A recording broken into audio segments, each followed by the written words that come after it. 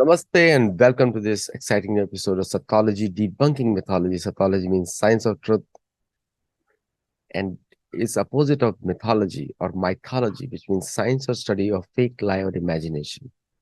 So, in the Western context, in the Western academic context, you should always use the word Sattology for Ramayana, Mahabharata, and Vedic literatures. But in the Indian context, in Sanskrit, Itihas is always a better word. I always maintain that and I've always said that. In Sanskrit, Itihas is a more accurate word because most of the Mahabharata Ramayana were written when the incidents were happening. It's a live recording. Like Bhagavad Gita is a live book.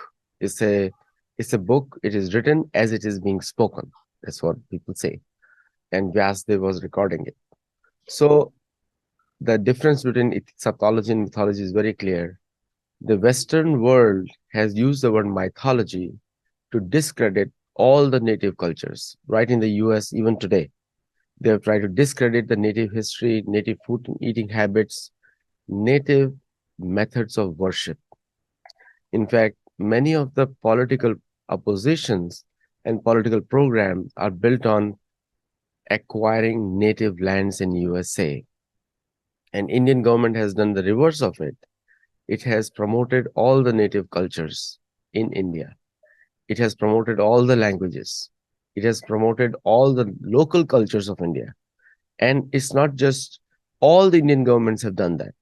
And the current government has done even one step forward by including or bringing Adivasi development in the forefront. So I have a very special guest today, and he has written a book, Blood and Iron, right? Is that the title? And the context is very interesting. So let us welcome Deepak M R. Welcome, Deepak ji. You're on mute. Welcome to the show. So, can you hear me? I'm just having some problem with my audio. Just 1 second. Yes. Yeah, Can you hear me? fine. Yeah, I can hear you. Okay. So Deepak ji, tell me one thing. And Deepak ji is part of Smart Writers Group. And yesterday also one of the authors from Smart Writers Group had come, Ranjit Radhakrishnan. So today his colleague is here, Deepak M R. So tell me one thing. What is this book all about? Okay, this book is a part of a series on the Kurukshetra war. So, as we all know, the war was fought for 18 days. So, between the Pandavas and the Kauravas. So, it is famous as a Dharma Yudh. So, my idea was to have a series wherein we can go into the war in detail, because that has not been done before. There has been no series on the war. There have been books on the war. The war has been part of a series on the Mahabharata, but there has not been an exclusive series on the war itself. So my objective behind bringing out this series was to have a series wherein all the 18 days of the war are covered in full, so that people who want to know what exactly happened during the war can get the minute details. And one more thing which I have done in this series is the narration is not a third person narrative like how it is always done. It is a first person narrative. Each chapter is narrated by a different person. Like, for example, it starts with Sanjaya. So as we all know, Sanjaya is narrating the war to Dhritarashtra. So it starts with Sanjaya with his narration, and then the narrative shifts to another character. For example, it will shift to Krishna. So Krishna is describing the war as it happens. So we are seeing the war from Krishna's point of view. We are listening to Krishna's conversations with Arjuna, and then it moves to Bhishma. So while these perspectives are being presented, we also get to know the thought processes of all these key personalities. What is their view on the incidents that have happened? For example, we know that Bhima and Duryodhana had a great rivalry. So, what was Bhima's thought on these views? What could have been Duryodhana's thoughts on these views? So, I wanted to present that. So, which is why I have come out with this series, Kurukshetra Chronicles. It's a retelling of the Mahabharata, so obviously it is fictional. But I have stuck to the core of the story written by Vyasji. So I have not made any major changes, because there is a trend nowadays that authors try to, excessively fictionalize the story. So I have tried to avoid that, and I have stick to the narrative that is the original Mahabharata of Vyasa. And this series would have around 5 to 6 books, wherein we cover different days of the war. I just released the first part of this series. It is titled as Blood and Iron. So you can see the cover behind me. So the cover depicts Bhima taking on the elephant brigade of the Magadha army. So it covers the first 5 days of the war. So what happened on each day of the war is described in detail, like I said, through the narratives of different personalities. So this is in short about this book, Blood and Iron. So Bhima taking on the Magadha army and beating elephants and Yes, destroying them, right? yes, And yes. Bhima was known for Bibats war, Bibats, like a war which can Yes. scare the people. But nowadays, if you look at in India, everybody is a lollipop kid. Like parents teach them so soft, no risk, nothing, just act, like just be nice to everybody, and Yes. they are told to be follow the law. It is good to follow the law, and but there's no risk taking, no showing like the strength, not celebrated Correct. nowadays, right? Yes. Everybody wants to become an engineer or a doctor and no more fighting skills. So what does it teach the youth? Now, Bhima, there's something very interesting we can learn from it. He was very clear about his duty. See, he was a Kshatriya. His duty was to fight. And he would go ahead and fight, come what may the situation be. But that doesn't mean that he was bloodthirsty, because that's a common perception that people have, that, Bhima was kind of a bloodthirsty fiend who massacre people, who takes delight in killing people, who even drank Dushasana's blood, which is in fact a very famous story. It's a myth actually, because Gandhari confronts Bhima at the end and says, "How could you even think of drinking my son's blood?" He says, "Not a drop passed my lips." So it was just a pretense, just to scare the opponents. So Bhima was on the battlefield. He would give his full best. He would fight, but off the battlefield, actually, he did not want war. That is something which is not known to many. So when Krishna decides to go for a peace mission, so Bhima is one of those who insist that he must try for peace.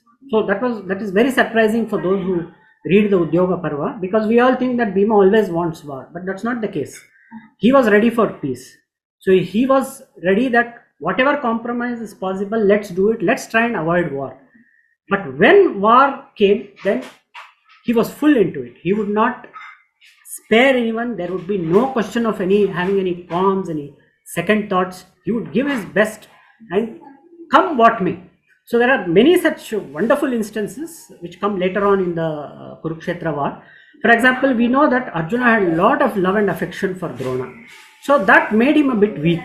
So we know that is why he was not ready to even fight the war. And then we all know the Bhagavad Gita happened. The Lord showed him the path.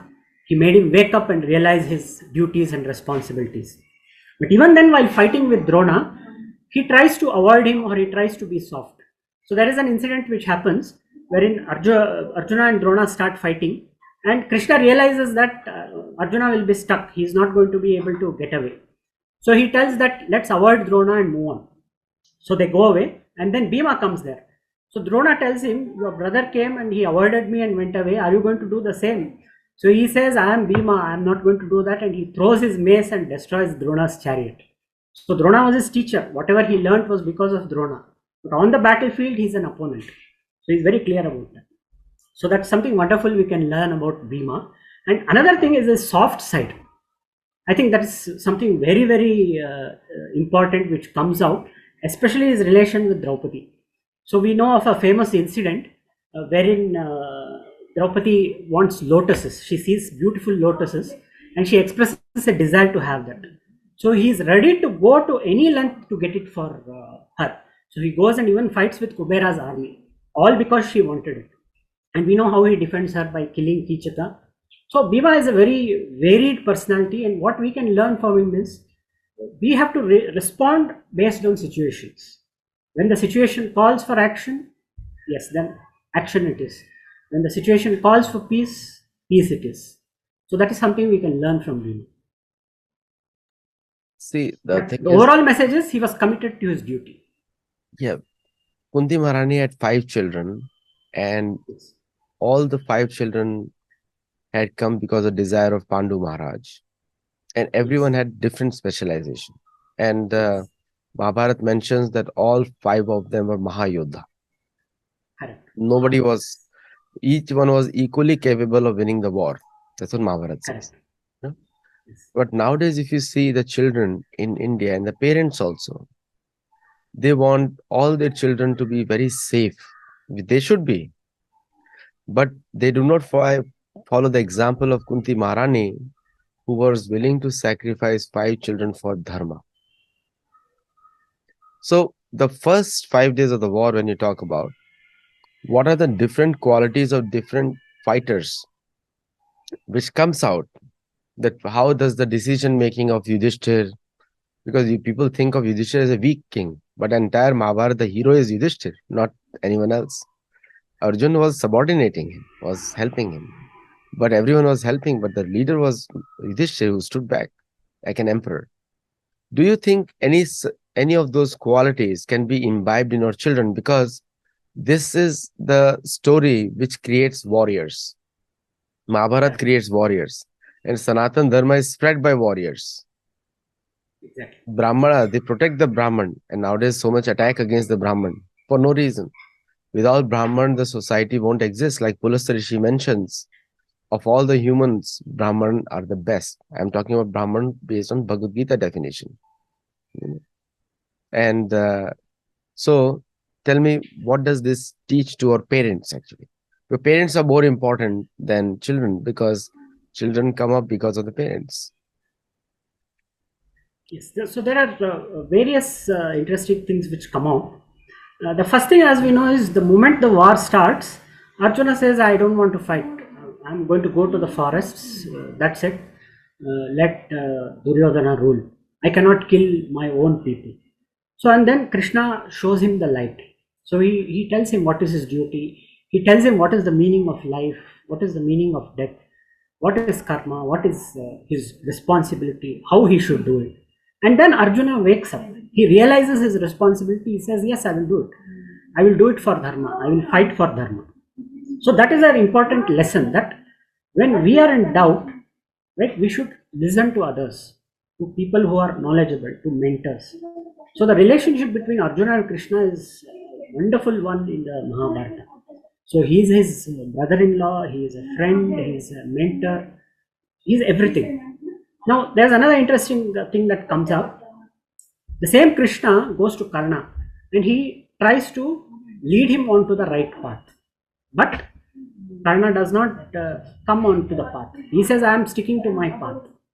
Okay, my path is suicidal." Karna even says, "I know I am going to die in this war. Duryodhana will die. But I am going to stick to this side." So that kind of obstinate behavior will lead to destruction. So what we need to do is we need to change. We need to adapt ourselves to situations, and when there is a chance to correct ourselves, we must do that. So that is one of the key lessons that we get, that listen to someone who is wiser than you, a mentor, follow their advice, and try to go on the right path. So what is the right path? Do your duty. Whatever is your duty, do it. Because this dharma is an amazing concept in the Mahabharata. It has been interpreted in different ways. If we go to Google and say what is dharma, we see it says dharma means religion, which is absolutely the wrong definition. So dharma is a very powerful concept which has come out very strongly during the Mahabharata, and everyone practices their dharma in different ways. Now Yudhishthira, like you said, he is the key character because he is the emperor. Now Yudhishthira, everyone criticizes him for what happened during the dice game, but no one understands why exactly he did what he did. Because he was very clear that he was going to observe Kshatriya Dharma.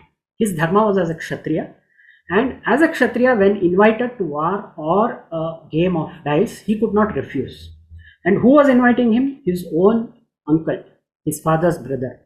Plus, there was Bhishma and Vidura there. So he believed that nothing wrong would happen. So let me go ahead and participate. And then, you see, when Yudhishthira does his best for peace, but when the war starts, he shows his prowess on the battlefield. So there are many incidents which again have not been highlighted much in TV shows and movies. But Yudhishthira is also a very powerful fighter, and he's a feared fighter. In fact, he's called as Ajata Shatru. That is the name by which Bhishma refers to him, one who has no enemy who has been born. So everyone focuses on Bhima and Arjuna, but Yudhishthira was a fierce fighter. So on the last day of the war, there is a duel between Yudhishthira and Shalya. So wherein Yudhishthira uses his spear and finally kills Shalya. That is an amazing duel. So that shows the personality of Yudhishthira. And he was clear about his dharma. Then I already told you about Bhima. So Bhima was very clear that my dharma on the battlefield is to fight. Come what may, I'll do it. So as you said, he would create terror on the battlefield. The moment they saw him, the Kauravas would shake up. So during the first 5 days of the war, there are two incidents. One is with the Kalingas and the other is with the Magadhas. So in both the cases, he takes on the elephant division. So as you can see in the picture behind me, so he's just shattering the elephant division. So he shatters the head of the forehead. So as we know, the temple or the forehead is the key point, life point of elephants. So he just destroys that. He even plucks out their tusks and uses it to stab them. Such is his strength, such is his aggression, such is his power. And he never gives up. So that is one key aspect which comes out from Yudhishthira. Then when we look at the other side, we see Bhishma.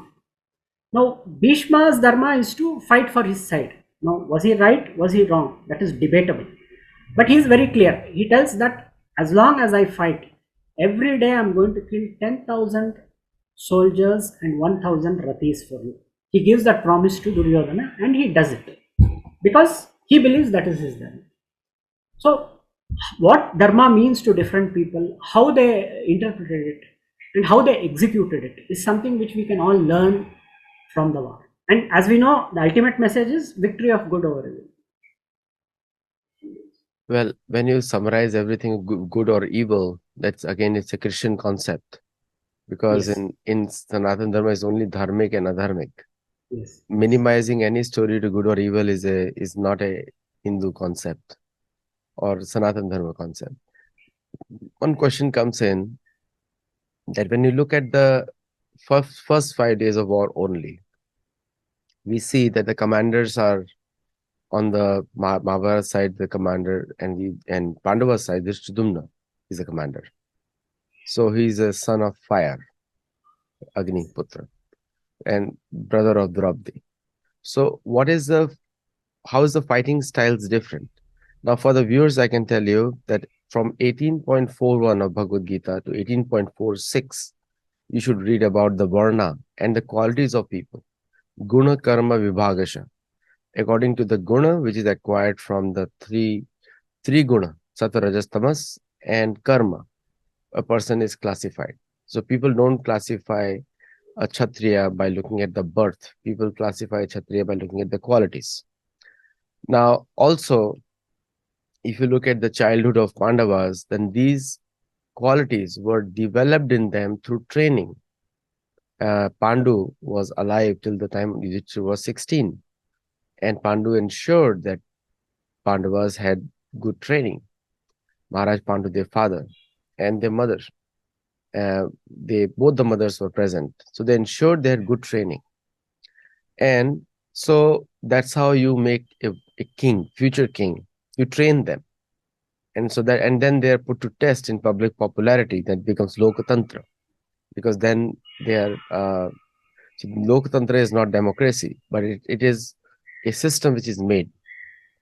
So these 5 Pandavas were trained to protect others, and they were given all kinds of superior military training. And like this, many other families were there during Mahabharata period, not just these Pandavas, but other people were also there. But nowadays, that mindset of training is not given.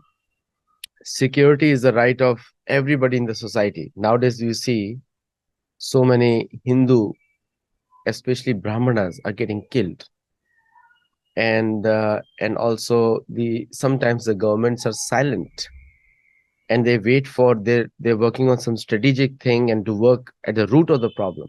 I understand all those things, but still the result, because people are seeing, is not visible.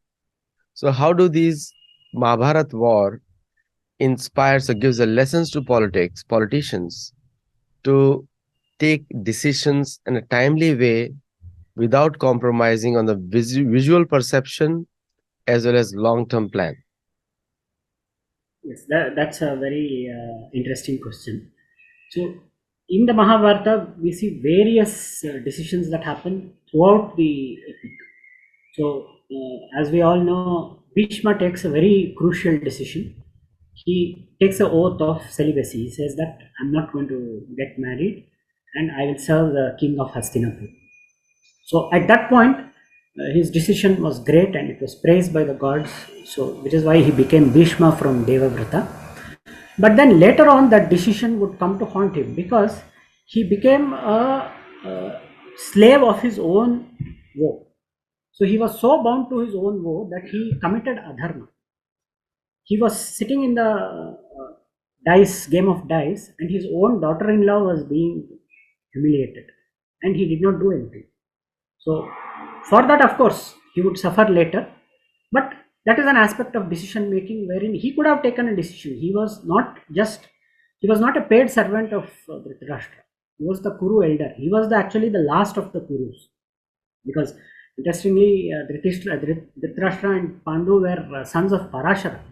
They were not they were not actually from the Kuru race, though they ruled the Kuru race. So effectively, Bhishma was last of the Kurus and he had a responsibility towards the Kuru clan. So he could have taken a decision and intervened, but he did not do that because for him, his oath mattered. Same way we look at Karna. So he had taken an oath that I'll be with my friend, come what may. So in the end, what happened? He died, his friend also died. Whereas he had a chance to take a decision to make corrections. So he does not do that. Now on the other side, we see so many decisions are taken at the right point, and all these decisions are taken with proper consultation. So we see during the epic mini stage, Vedavyasa comes, he advises the Pandavas and they listen to his advice. So he comes and tells you do the Rajasuya Yajna, they do it. So in this way, the Pandavas are receptive to different ideas before they take a decision. Now when we look at the war, the prime reason is Duryodhana's behavior. So he was obstinate, bullheaded as they say. So he was not ready to listen to anyone. Whereas on the other side, even someone who is seen as a warmonger like Bhima, he was also ready to go for peace. He was that okay, if we don't have war, it's fine. I have made a vow that I'll kill Dhritarashtra's sons. But even if that doesn't happen, it's okay if we can have peace. But Duryodhana was not like that. At any cost, I'm not going to change my decision. So you can see the decision making style of both the sides vary.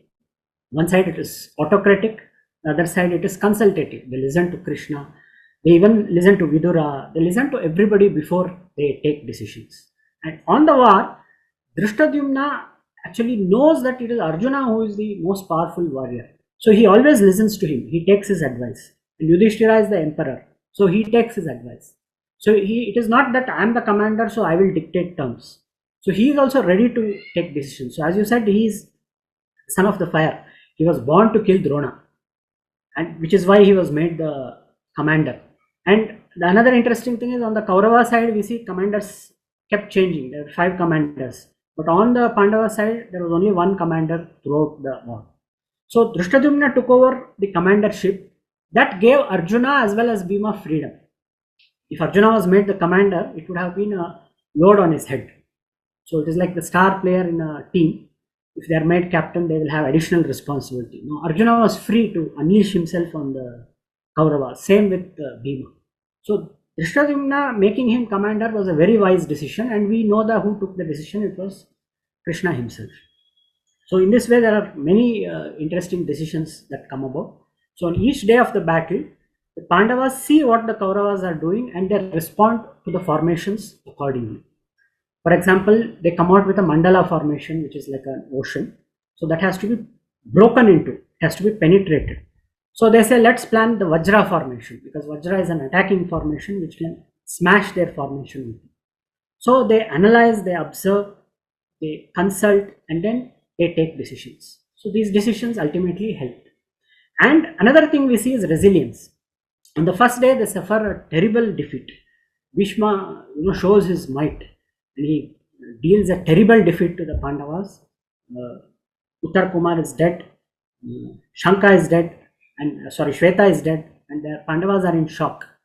So, but they recover immediately next day, and the next 4 days are completely dominated by the Pandavas.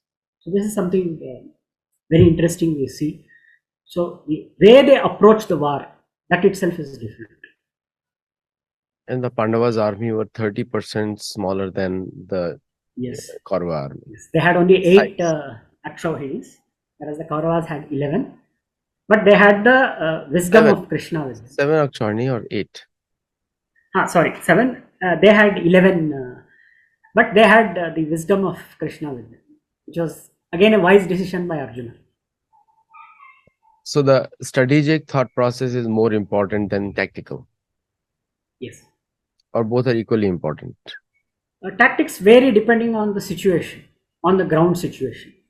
For example, on one of the days, not in the first 5 days, so they see that Bhima's chariot is standing alone, he is not there. So Drishtadyumna is worried, he goes after him. Even he does not come back. Then Yudhishthira tells Abhimanyu that you lead a formation and go and search for them. So immediately they come out with a tactic. They use the Suchimukha Vyuha, needle formation, and go ahead. So on the ground, whatever situation develops, particular tactic would be needed. But an overall strategy was what was needed, which is what they were having. And Yudhishthira took a decision to build the army for 12 years. Yes. Because he was waiting, he was said that they have, from the Rasu Yagya, they acquired, Kauravas got all the armed forces. So he spent 12 years building up the army before he waged a war. This is a very parallel to Ramayana also. Bhagwan Ram built an army way bigger than Ravan's army. So sometimes patience is also needed to create a bigger war. That's what we learn from Yudhishthira. All right. Thank you very much, Deepak M R, for coming on the show and sharing your new book with us. So viewers, do check out the book Blood and Iron. And he's part of the Smart Writers Knowledge Group. And so do let us know your feedback and let us like as many likes you can do and share. And also let us know your feedback. Namaste. Thank you. Thank you so much for inviting me. Namaste.